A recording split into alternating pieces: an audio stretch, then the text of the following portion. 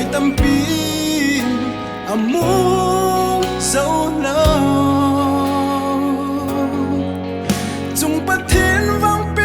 giang nhìn nát dê nan ham giang phá lăng khu sung mi lệ hậu buông mi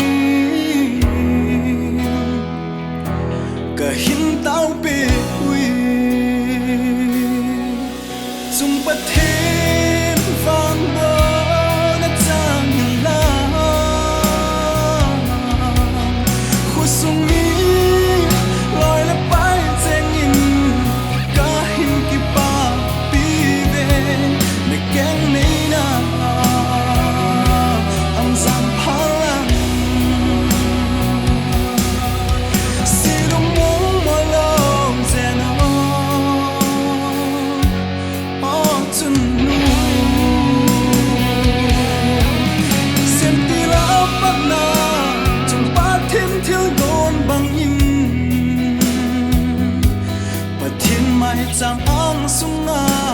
na ki tep na mi lâu đi na keng nei na chung ba thiên na ma lam na hin jing hen vang le phat thi na chang ni ka hin la ve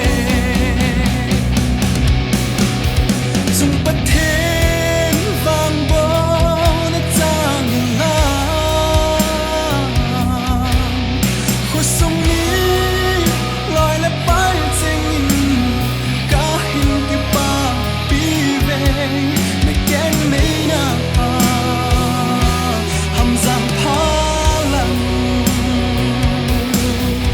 si nong mong mo long dê na oh dâu giang